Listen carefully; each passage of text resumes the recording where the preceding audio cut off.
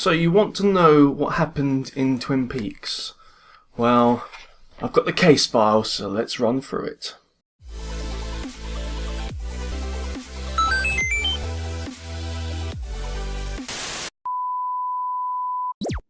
Welcome back, guys, it's Special Agent Geek here.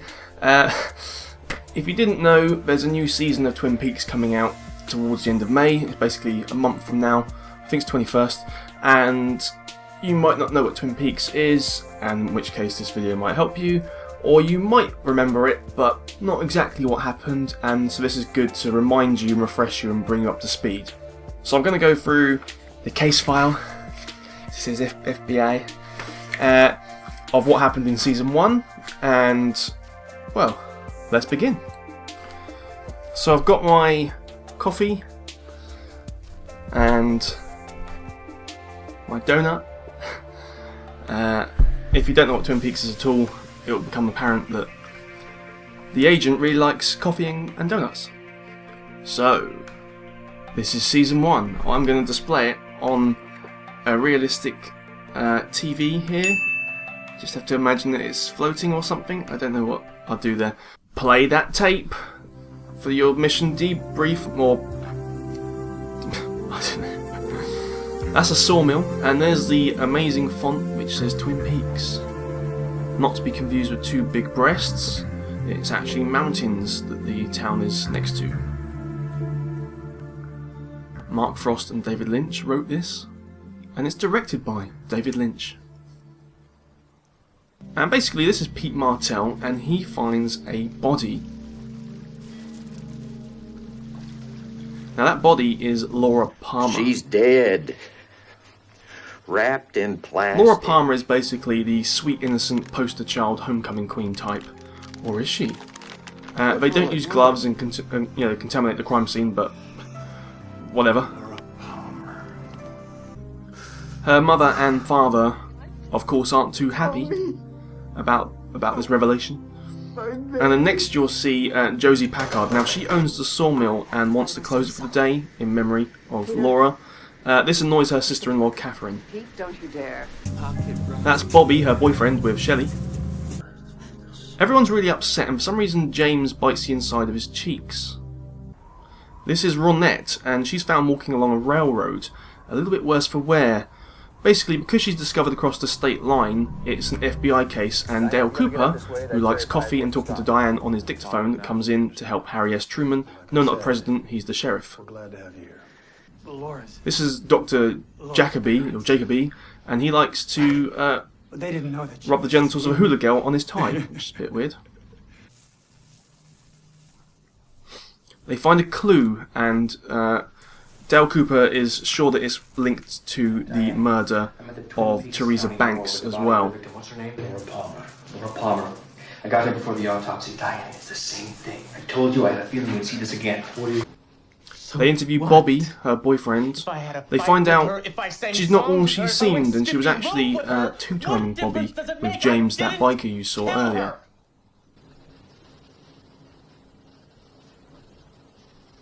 Bobby, here's how this works. We ask the questions, and you answer the questions that we ask. Dale Cooper. Briefly. What a stand-up guy this guy is. There she is, Laura Palmer, when she was alive. No. She wouldn't do that to me. Well, actually, yes, she would. This is Audrey, who's Ben Horn's daughter, and she kind of ruins a business deal for him. They find some clues, including like a half-heart necklace. It says, "Fire, walk with me." James has the other half of the necklace. There's a fight which Mike and Bobby start with bikers, and then James and Donna kind of get it on, naturally, because they're grief-stricken for their friend. And they hide or bury the other half of that necklace there. Harry's dating Josie Packard, just so you know. And then her mother has a strange vision while someone takes the necklace that was just dug. And who's in the mirror? Ooh, I think he spotted that or not. And that's that first episode, or the pilot episode. So that was episode 0, I suppose. Audrey Horne has the hots for Cooper. As you can see here, she wants to approach him. Maybe she likes a man in a suit.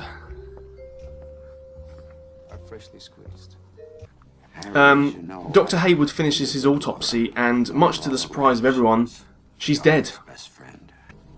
Within the last 12 hours, she'd had sexual relations with at least 3 men. They question James. He doesn't really talk very much. Ben is actually having an affair with Catherine. It's going to be years Fair before enough. the mill's bankrupt. I don't want to wait any longer. Besides, my knothead husband, they peek in the ledger and sniff out. And also, the woman that Bobby was cheating on Laura with, Shelley, is actually married to a Leo. He's a trucker, and here he is. He's a bit of a douchebag. Just thought I'd tell you that. Him and the psychiatrist, Dr. Jacoby, seem to be somehow connected to the crime, and here he is, in a pervy, creepy way, and looks like he's the one that took the necklace. He's crying over the recordings of when he had her as a patient.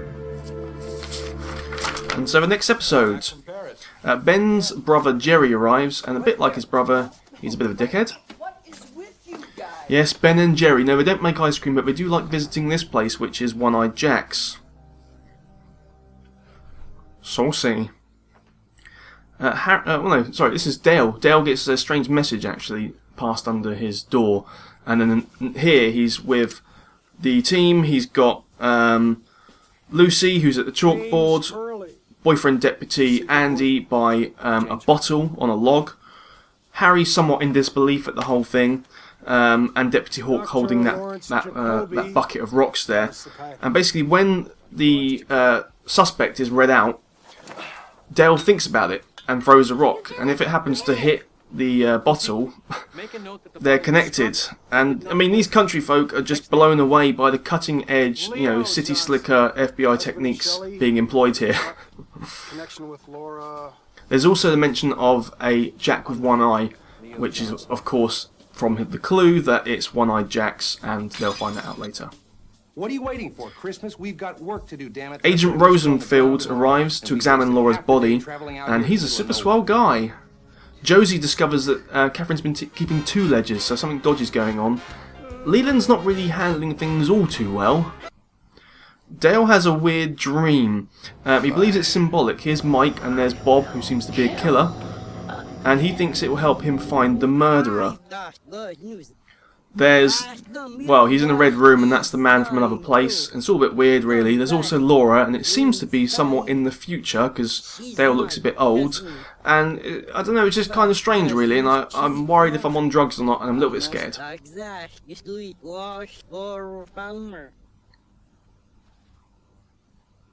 See, Dale's looking quite old. It's all a bit weird, really, isn't it? Are you Laura Palmer?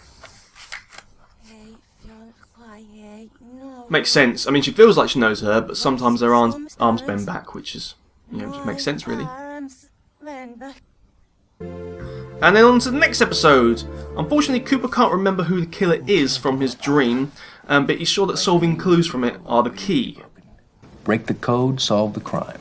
She whispered the name of the killer in my ear. Who was it? I don't remember. He's enjoying his coffee there. I've had about enough of Albert and Truman have a bit of a dust-up here. dunces, dullards, and dumbbells. It's weird because you think Albert would be able to get out of the way of the slowest punch you've ever seen, but he doesn't. Yes, I have. Maddie? And strangely enough, Laura's cousin Maddie arrives, and, well, she looks a little bit like Laura, has to be said. I'm sure Norma learns her husband, Hank, is up for parole. Apparently it turns out that Laura was a coke addict, and then it all kicks off at the funeral. You are dead, man! And Leland really isn't handling things too well now. Somebody's running drugs in the Harry tells Cooper about the secret society for the Bookhouse Boys. They want to sort of stop things from going wrong. And Leland just wants someone to dance with. Somebody dance with me! Sorry, I should say Leland. I keep saying Leyland, but it's kind of Leland. difficult to pronounce his name sometimes. The Doctor thinks that Leo is the killer. Josie follows Ben and Catherine. The two are in cahoots to try and destroy the Packard mill, basically. Somehow Hawk tracks down the one-armed man from his dream, and it turns out that a bird had attacked Laura, which apparently belongs to Leo's friend Jack Renault. Cooper, Truman, Deputy Hawk, and Doc Hayward go into the woods looking for the Log Lady. They're looking for Jack's cabin. What did you see that night? 2 men, 2 girls. It's a log that talks. Well, it doesn't talk, but it kind of does. She talks for it, obviously. They find the bird that attacked Laura. Is any of this making any sense? Cooper finds a chip from One-Eyed Jacks. Ooh. Oh, and then Norma's partner Hank from jail returns. Oh, that's Leo getting shot. But spoiler alert, he lives. Audrey takes a job at her dad's store on the perfume counter. Laura and Renette both work there, so it's a bit strange. And it turns out it's actually a recruitment post to work at One-Eyed Jacks, where a bit of, well, prostitution happens, put it that way. I think Audrey's trying to solve what's going on. By the way, that's Nadine, and she's married to Ed, and she's a bit strange. Later on she tries to overdose, and Leo kills that bird, because it could talk, but he spoils the donuts, which is a bit of a tragedy, really. Cooper goes undercover at One-Eyed Jacks, along with Ed Hurley. And Josie's in cahoots with Hank and Ben to burn down the mill and kill Catherine. Oh, and it turns out that Josie actually killed her late husband, Andrew Packard. Audrey, who's now undercover as well, manages to convince Blackie that she can be a hospitality girl, like Laura used to be. And let's all just take a moment to appreciate what happens next.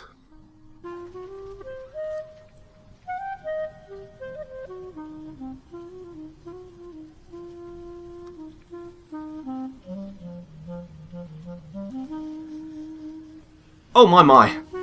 It's getting a bit hot in here. James, Donna and Maddie prank Jacoby, or Jacoby, however you want to say it, so they can steal the tapes he has, which have obviously the secret, or the private meetings he had with her as a psychiatrist. There's clues in there, or potential clues, you shouldn't be holding on to that stuff. And then the finale of this season, Jack Renault tells Cooper about Laura. She's a bit of a freak, but the guys are pretty scummy, to be fair. Cooper tricks him to come over the border for a deal, and the sheriff nabs him. Donna, James and Maddie listen to the tapes of Laura. She was pretty messed up. She was freaky naughty. Ben asks Leo to burn down the mill. Shelley's there as well, by the way. He ties her up there. You found him. You've got the killer? Leyland learns they've got a suspect, Jack Renault, who's injured and is now in hospital. And Leo gets shot again, but this time by Hank. Catherine saves Shelley, and they attempt to escape while the mill is burning down. You know who called me here? No, I don't know anything. Please help me. Be quiet. I'm thinking. Epic escape with an axe. I hope you're taking notes. And then later on, someone takes matters into their own hands and kills Jack Renault. Turns out it's Leland, or Leyland, but I'm going to say Leland from now on. I'll try to remember to. Yeah. It's going to be a bit awkward if he does meet the new girl, because it's his daughter. Because usually Ben likes to meet the new girls at this club he owns, you see. But it's Audrey. Awkward! Cooper believes they're on to solving the case now, and they need to catch Leo, who they believe has actually killed Laura. But then he gets a surprise on his return and gets shot, gets plugged 3 times, and it ends with a cliffhanger. Ah! To be continued. That's the case so far, guys, from my case file. Ah, there's Laura there, look. Such a sweet, well, not sweet, such an innocent, well, not innocent, such a girl. Yeah, she was a girl.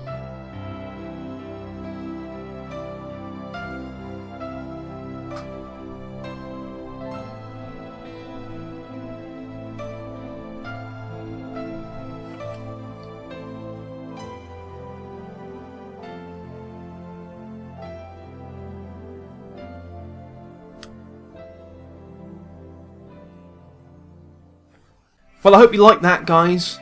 A lot of time and effort went into this. Takes quite a while to make, but hopefully it's caught some of you up. If you've not watched it before, ready for when the season returns, or season 3 returns, or it gave you a reminder of the things that happened if it's been a while since you watched it. Either way, I hope you enjoyed that. Now I must finish my coffee, so I will be off. Until next time, see ya. Guys, if you're still here, you're awesome! But as you are still here, why not check out some of my other videos? Oh, and if you haven't already, please click subscribe. Laters, haters.